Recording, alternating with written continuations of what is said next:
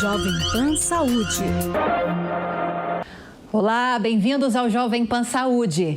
Eu sou Lívia Zanolini e hoje vamos falar sobre explante de silicone. Embora a procura para colocar um implante ainda seja maior, a retirada do silicone apresentou uma alta nos últimos anos e, dentre os motivos para isso, um que tem chamado a atenção: a doença do silicone. E para nos explicar melhor o que é essa doença, como funciona esse processo de retirada do silicone, está conosco hoje a doutora Larissa Sumodjo, cirurgiã plástica e membro titular da Sociedade Brasileira de Cirurgia Plástica. Doutora Larissa, bem-vinda, obrigada pela participação. Olá, Lívia, eu que agradeço. Doutora, para a gente iniciar essa entrevista, é importante explicar exatamente o que é esse explante de silicone. É a simples retirada num processo cirúrgico?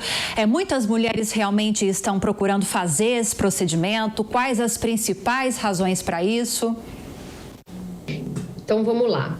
A prótese de silicone, que eu acho que é o principal que a gente precisa dizer, não dura para sempre. Hoje, 2022, ainda não existe um fabricante de implante de silicone que nos garanta que esse material se mantenha fisicamente estável no nosso corpo ao longo dos anos, 10, 15, 20, 30 anos. Então, eventualmente, todas as mulheres que colocam implante de silicone, em algum momento, né, que é um amplo assunto, vão precisar fazer a troca ou eventualmente a retirada, né? Classicamente, por que a gente faz essa cirurgia? Porque existe uma queixa estética. Então, um exemplo mais comum: uma moça coloca um implante de silicone aos 20 anos, passam-se 10, 15 anos, ela fica grávida, amamenta, o corpo muda muito, a mama muda muito. Então, existe uma demanda estética. Isso acontece também para aquelas que colocam, por exemplo, implante de silicone depois de ter tido filho e passam pela menopausa, o corpo muda, as vontades mudam e, às vezes, é preciso fazer uma modificação, um ajuste estético também. E existem algumas outras situações, como contratura capsular e rotura do implante. Então, isso sempre existiu. Agora, o que acontece? O que é a doença do silicone, que a gente costuma chamar de síndrome de Schoenfeld, que é a ásia? Essa é uma síndrome autoimune inflamatória induzida por adjuvantes, que são substâncias que a gente introduz no nosso corpo, mas que não é só o silicone, né? Pode ser uma substância num fármaco, numa vacina, num preenchedor que a gente usa na cosmetria, que um ortopedista pode usar, e também um implante de silicone. Então, algumas substâncias para pessoas que tenham uma predisposição genética, isso pode desencadear uma reação que pode levar a uma gama enorme, muito vasta de sintomas, tá? Cansaço, anemia, queda de cabelo, são inúmeros os critérios, tá? Qual que é o ponto primordial e super importante da gente entender? A gente não consegue, ou com exame laboratorial, ou com exame de imagem, determinar que uma pessoa tenha essa doença do silicone que se fala muito. Então, existe uma certa especulação ao redor desse tema. Então, existem muitas mulheres que não se sentem muito bem, que têm implante de silicone, que leram na mídia que existe uma possível patologia que possa estar relacionada ao silicone e se perguntam: mas será que eu tenho isso? Nunca ninguém me falou isso, eu coloquei implante e não fui alertada. Então, existe uma busca muito grande das mulheres que colocaram implantes de silicone há 5, 10 anos atrás e que realmente a gente não falava muito disso, buscando atendimento, né? Então, basicamente são essas as razões que fazem com que as mulheres nos procurem. Agora, doutora, essa síndrome que pode levar à doença do silicone, como a senhora está explicando, ela tem um tempo mais ou menos fixo para se desenvolver? Por exemplo, a paciente colocou há 5 anos o silicone e agora ela começa a sentir esse desconforto, esse incômodo e procura um especialista e descobre que está com problema, ou não? Pode acontecer depois de 15 anos, após a cirurgia, pode acontecer logo após a cirurgia? Tem um tempo mais ou menos específico para que essa síndrome possa aparecer? Não existe um tempo específico. É claro que precisa de algum tempo para que o nosso corpo produza qualquer tipo de resposta inflamatória, mas não existe um tempo. E, na verdade, quando a gente fala de ásia, é tudo muito vago, justamente por a gente não ter uma comprovação laboratorial ou com um exame de imagem. Então, acaba ficando muito amplo. Então, o diagnóstico acaba sendo por exclusão, né? Às vezes, algumas mulheres procuram, falam, olha, eu já fui em reumatologista, eu já fui no clínico, no cardiologista, no endocrinologista, eu me sinto assim, eu tenho esse sintoma, ninguém sabe o que é, então eu quero tirar a prótese, porque eu acho que pode ser que seja a prótese que esteja me causando X, Y ou Z, e acaba sendo uma decisão compartilhada, mas é claro que cabe muito mais àquela mulher, né? Não havendo uma causa orgânica comprovada, né? Então, por exemplo, uma rotura de silicone, você faz um exame de imagem, existe uma suspeita, você pondera tudo envolvendo uma rotura de silicone e faz a cirurgia. Na Ásia, você não consegue fazer nada disso. Então, você pondera outras questões, você pondera a imprevisibilidade do resultado do ponto de vista de melhora clínica daqueles sintomas, né? Então, existem mulheres que já me procuraram e que eu fiz a retirada do implante e que se sentiram melhor, que falam, olha, foi uma decisão acertada, me sinto melhor. Já teve outras que não sentiram diferença nos sintomas que se queixavam, e já teve outras que não apenas não sentiram diferença, como me pediram para reimplantar o silicone, né? Então, olha, eu quero colocar de novo, eu acho que não foi bem por aí. Então, é uma coisa que realmente a gente precisa conversar com os pacientes para que não aconteça justamente esse medo ou esse...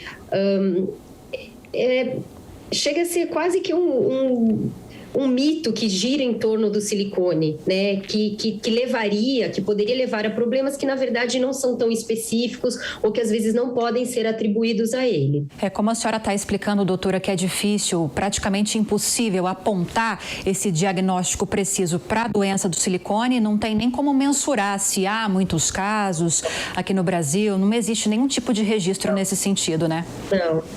Não existe, e o que acontece é que acaba trazendo um certo pavor para as pessoas, porque existem relatos, né? Então você vê alguns relatos na mídia, ou a amiga ou a vizinha, enfim, olha, ela teve esse monte de coisa, teve artrite, teve isso, aquilo, e tirou o silicone e resolveu, olha quanto problema que causou. Então, existem cirurgiões plásticos que nem acreditam que isso possa de fato existir, né? Eu, por já ter visto pacientes que fizeram um explante terem alguma melhora clínica, eu entendo e tenho empatia por essas mulheres que estão buscando alguma explicação por sintomas ou por manifestações clínicas, né? Mas, de novo, o mais importante, como realmente não se falava muito disso há 5, 10 anos e faz 20 anos que o silicone é amplamente muito utilizado, é uma cirurgia muito buscada, não só no Brasil como no mundo, que é muito importante a gente educar as mulheres, né?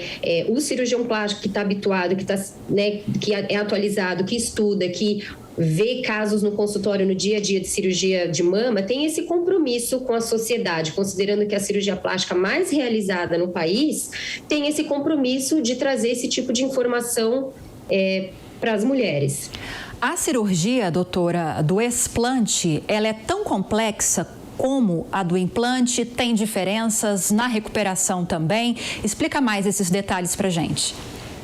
Isso é importante também. Então, assim, a cirurgia do explante varia muito. Por quê? Quando você faz a inclusão do implante de silicone, você pode fazer simplesmente a inclusão para aquelas mulheres que têm a mama muito pequena. Você pode fazer uma inclusão junto com mamoplastia para aquelas mulheres que têm pouco volume e também têm a mama flácida. Então, o inverso também é verdade. Se você pensa que você vai tirar um implante de silicone e você vai ter pele sobrando, você vai deixar uma mama, além de pequena, flácida, você precisa programar uma retirada desse excesso de pele. Então, isso já envolve uma mamoplastia. Se é uma paciente que não tem um implante muito grande, por exemplo, e tem um tecido mamário adequado e uma pele firme, você pode fazer só a retirada do implante, né? E isso isso muda um pouco a proporção da cirurgia. Outra coisa que muda é a gente tirar ou não a cápsula. Geralmente a gente tira a cápsula. Todo mundo que coloca implante de silicone, Lívia, faz uma cápsula ao redor desse implante. É como se fosse uma cicatriz, um isolamento que o nosso corpo faz do implante para o resto da mama. Então, quando a gente faz esse procedimento de retirada, isso pode fazer com que a gente precise deixar um dreno, que a paciente tenha que ter certos cuidados. Mas, de qualquer forma, respondendo mais objetivamente, não é uma cirurgia complexa de ser feita, não é uma cirurgia que tem uma recuperação difícil.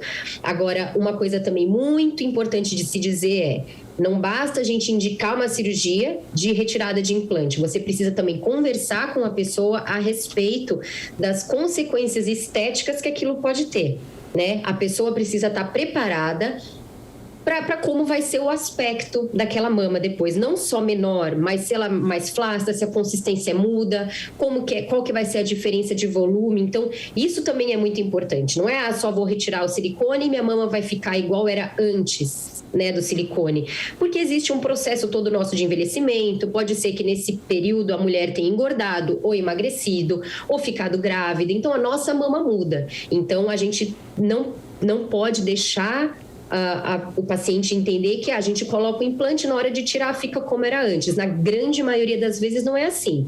Não que isso inviabilize a cirurgia de retirada, mas, de novo, o principal é ter uma conversa, um diálogo e a informação do que a gente espera do aspecto da mama. A paciente nos procura, por exemplo, com sintomas ou com alguma angústia. Às vezes não tem sintoma, mas tem angústia. Eu não quero mais ter um corpo estranho, isso não me pertence, não quero, é angustiada. Mas a mama é um órgão muito importante na identidade da mulher, né? Da feminilidade, da sensualidade. Então, a gente entende a questão ou de clínica, né? Talvez a pessoa tenha os sintomas que ela acredita ou que um clínico que acompanha acredite que possa estar relacionado ao silicone, mas retirar o silicone tem implicações estéticas na mama, maiores ou menores, e pode ter certeza que aquilo vai ter um impacto também naquela mulher, que pode ser um impacto positivo ou não tão positivo. Então, a mulher também precisa estar preparada e muito consciente do que esperar do ponto de vista estético dessa cirurgia.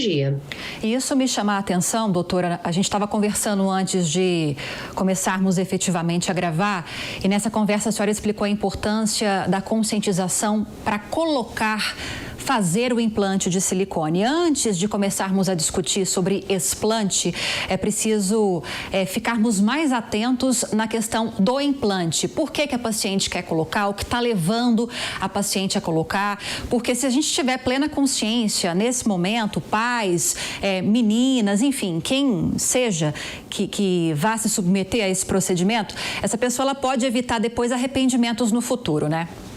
Exatamente, é exatamente isso, Lívia, porque assim, quando você me falou, por que então as pessoas estão fazendo o explante agora? Então, assim, tem aquela parcela de mulheres que estão buscando um diagnóstico, uma razão do porquê que tem alguns sintomas, mas tem aquelas mulheres que dizem que não se adaptaram, que não ficaram felizes, que não era aquilo que elas buscavam, e às vezes a gente percebe, sem julgamento nenhum com algum colega que tenha feito cirurgia, mas às vezes a gente percebe que possa ter faltado uma conversa ou talvez um tempo maior para aquela pessoa amadurecer a ideia. Então, uma coisa muito comum, né? As mulheres que têm uma mama num volume adequado para talvez um pouco menor e ficam na dúvida se querem colocar silicone ou não. Mas a minha amiga falou que se não coloca silicone, ela depois cai. Aí não fica redondo, eu quero que fique firme. Então, aquela indicação um pouco duvidosa da inclusão de implante precisa ser muito pensada. Porque justamente depois coloca o silicone, não era exatamente aquilo e tem um certo desapontamento e gera um processo todo físico e emocional que traz sofrimento. Né? Então, às vezes entristece um pouco, porque tem tantas mulheres que ficam tão felizes com a inclusão de implante de silicone, né? Meninas que não tem nada de mama e tem um certo constrangimento social, ou mulheres que precisam fazer reconstrução de mama, enfim, tem inúmeros casos que às vezes a gente não precisa tratar o silicone como um vilão causador de tantos problemas se a gente conscientizar todo mundo da indicação, do que pode acontecer. E se você faz uma cirurgia numa pessoa consciente, informada. É exatamente isso. Baseado nisso, doutora, da importância da conscientização, da pessoa estar bem informada antes de tomar uma atitude como essa, porque é uma cirurgia, como toda cirurgia, envolve riscos, né? Tem essa questão do arrependimento, sobre o qual a gente está falando. Tem uma idade mínima? Eu sei que, tecnicamente falando, em relação à saúde, muitos especialistas hoje dizem que não tem uma idade mínima, né? Mas em relação a essa questão psicológica, de a mulher realmente ou a menina estar preparada para tomar uma atitude como essa, tem alguma recomendação de, a partir de qual idade, começar a realmente pensar nisso e tomar um passo como esse? Olha, Lívia, isso também é uma pergunta muito importante, porque assim, do ponto de vista físico, a gente precisa que as mamas estejam maduras. Então, a gente leva em consideração a idade da primeira menstruação, se a menina já não está mais crescendo. A gente vê a formação corporal toda e a gente entende que aquela moça já é fisicamente madura, que a mama está formada, ok. Agora, do ponto de vista psíquico, é uma avaliação absolutamente individual, sabe? Cirurgião plástico... Não só a parte técnica a gente tem que entender, mas a gente tem que ter uma percepção, um feeling que vai além do contexto só da mama, né? Então, a gente vê meninas de 15, 16 anos numa situação de muito constrangimento. E aqui eu não estou falando só de uma mama pequena, mas de uma mama tuberosa que não lembra uma mama, que é muito desarmoniosa, por exemplo. Então, você é capaz de ler o sofrimento daquela pessoa, ou você tem que ser capaz de ler que aquela menina não está preparada. Então, fica difícil até de eu colocar para você como avaliar isso, porque é tão individual, às vezes a gente se sente até um pouco psicólogo numa consulta, porque você tem que entender o que a menina fala, sendo que às vezes a menina nem fala. Às vezes você pega meninas adolescentes tão constrangidas ou tão fechadas ainda, ou constrangidas pela presença da mãe, que ainda não falam sobre isso, mas às vezes você vai conversando e você percebe o impacto que aquilo tem na vida.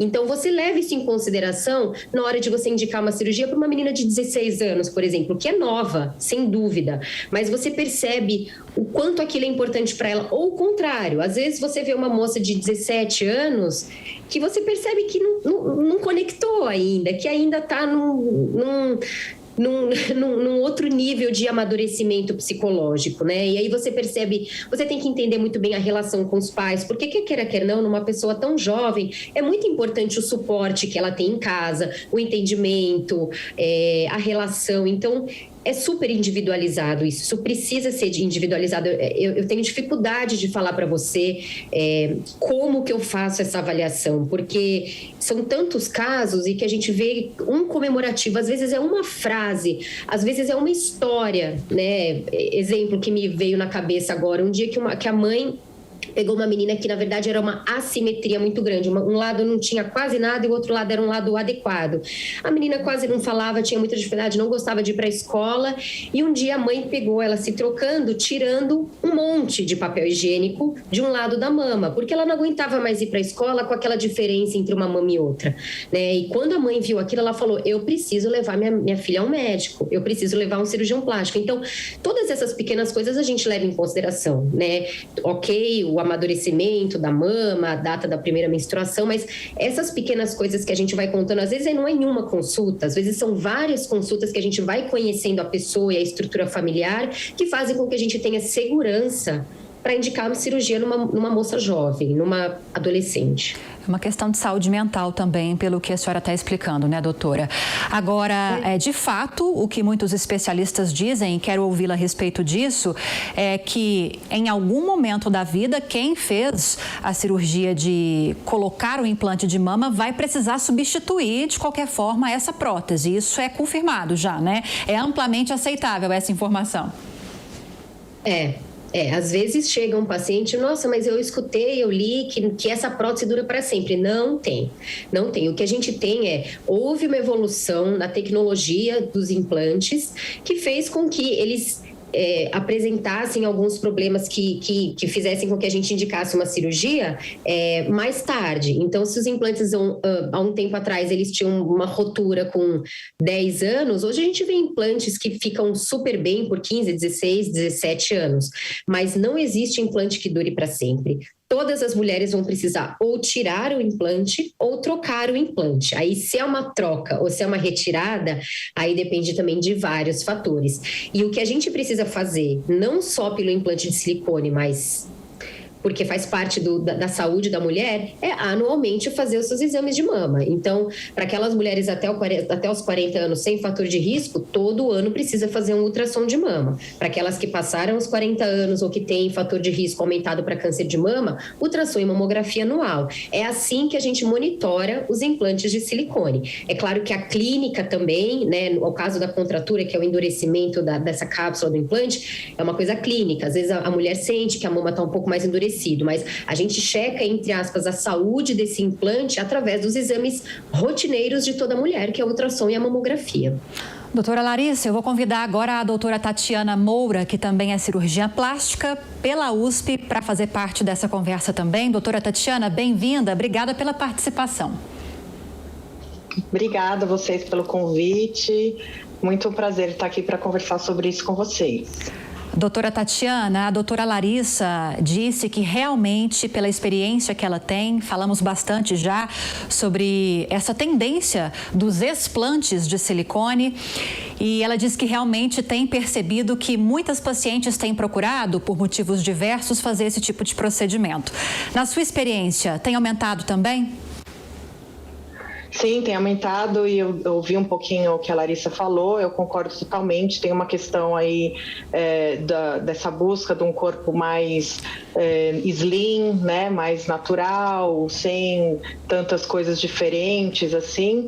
Hoje nós vivemos uma tendência de naturalização, de uma vida mais saudável, na alimentação, na parte estética também, e essa seria uma das principais explicações para essa tendência de as mulheres estarem buscando retirar quem colocou o implante no passado para ficarem mais naturais e, claro, envolvendo todas as consequências, como a doutora Larissa muito bem explicou para a gente. Sendo uma tendência, há a possibilidade de, daqui a alguns anos, as mamas maiores voltarem a serem tendência, né? É daí que a gente precisa te prestar bastante atenção no que está nos motivando a fazer uma cirurgia. É só a tendência ou é uma questão pessoal também? Porque se a gente for se guiar sempre por tendências e tendências, a gente vai viver fazendo procedimentos cirúrgicos, né? Exatamente. A gente, como profissional que vai operar a paciente, eu acho que a primeira consulta é a mais importante, é que você vai entender o que está motivando essa pessoa, essa mulher, a tirar ou colocar, ou só querer trocar a prótese de silicone, né? Então, eu costumo conversar muito, explicando o seguinte: olha, em algum momento da sua vida, você não gostava da sua mama, não gostava do volume, e você desejou colocar a prótese. Então, você tem que lembrar que você vai voltar para essa condição, só que agora com uma cicatriz para a gente, né, pra gente refazer o formato da mama. Então, a gente vai ter que tirar a flacidez causada pelo silicone. Então, você vai ter a mama que você tinha próximo daquilo, com uma cicatriz em T. Então, a gente tem que explicar bastante que não é só remover, né? Às vezes, até se a prótese é bem pequena, a gente consegue remover sem tirar a pele, mas não é a maioria dos casos. A maioria dos casos, a gente precisa fazer uma apexia.